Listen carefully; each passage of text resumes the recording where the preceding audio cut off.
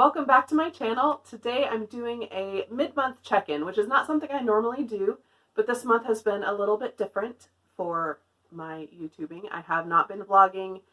Every week I've intended to vlog and I just end up with nothing, or I just, film one clip at the beginning of the week and that doesn't make for a very interesting vlog, so it just hasn't happened. And I'm just not going to worry about it. It's been kind of an odd month, just other things going on and getting back into kind of the swing of the school year. And I'm prepping for a trip, so I'll talk about that in a little bit. But first, let's talk about what I've read this month. I've completed 3 books, and I'm about halfway through a 4th, so it's not been a fantastic reading month, but that's okay. So the first book I finished this month was The Gates of Shiloh. This was a book my brother gave me for my birthday, and it was interesting. It's about this girl, Shiloh, and it deals a lot with like spiritual warfare, angels and demons, and how they influence and impact our lives. And it just follows this girl, Shiloh's story, as she has some challenges and multiple personalities and things like that. It's a really interesting read if that is something you're interested in. If you're not into that, then I would not pick this up. It's not a fantastic book just on its own. But because I am interested in that, and because I really enjoy, we've talked about this before, enjoy books that make me kind of think outside my box or think a little bit differently, or I enjoyed it for that reason. I don't agree with all his theories, but I did enjoy reading them and kind of thinking through some of the things he talked about. So again, if you're kind of interested in that spiritual realm, then I would pick this up. I think it's really interesting. But otherwise, if you're not into that, I don't think you'd find this book intriguing at all. But that's that.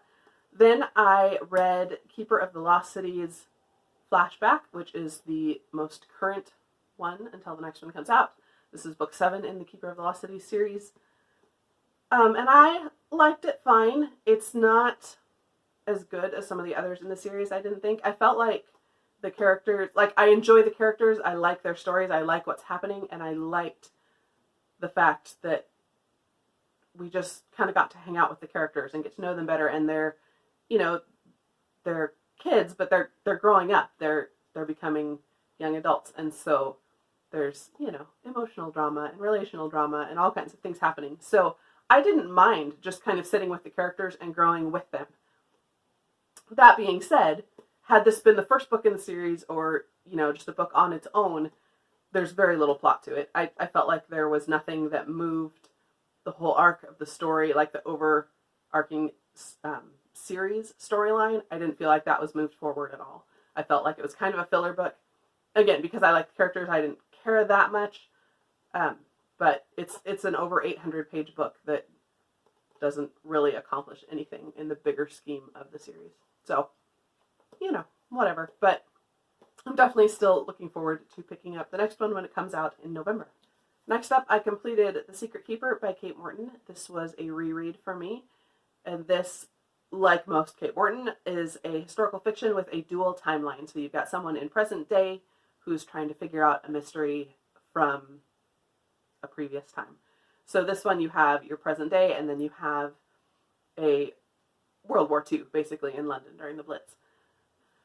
This is one of my favorite Kate Morton books. It's got just strong friendships, lots of mystery, lots of confusion about who is who and who knows who and what's going on, and just kind of lots of red herrings, or not red herrings necessarily, but just false ideas that are kind of running around in people's minds.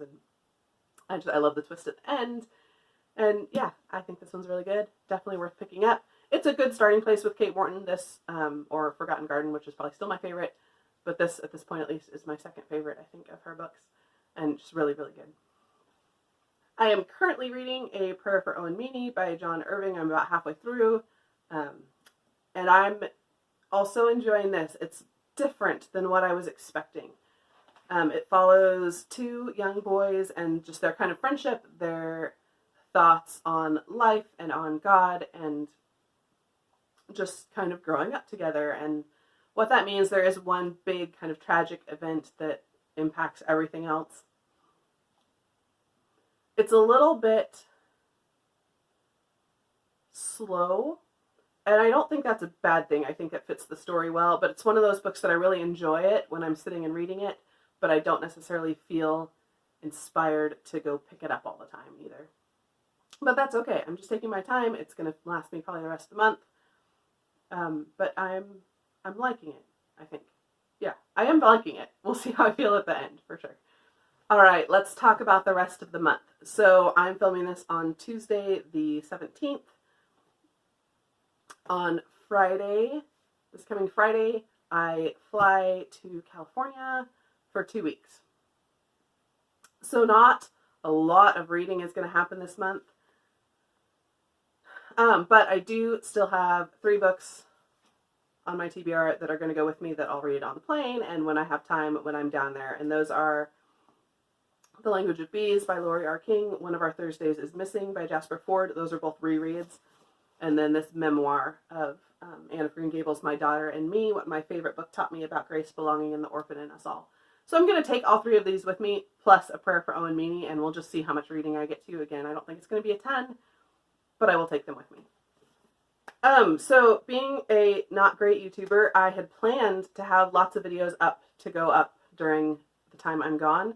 I don't have that. I have this, which goes up, which will go up before I leave, and then I have a one that will go up next week, and then that'll probably be it until I get back. Not that you guys care that much, but just so you know, that's the plan. When I get back, I will start vlogging again, doing reading vlogs, and I will hopefully have some vacation vlogs to go up too. We'll kind of see how that goes. I'm planning on doing some vlogging while I'm there, but we'll just kind of have to wait and see. But then, once October hits and I'm back from my trip, we are settling in for the rest of the year. No more trips. I'm going to be reading. I'm going to be working. I'm going to be, just doing normal life. But yeah, that's it. That's all I have for you today. I just kind of wanted to update you on what's going on and what my plans are for the next few weeks. And yeah, that's it. So thank you for watching. Hope you have a great day, and I will chat with you again soon.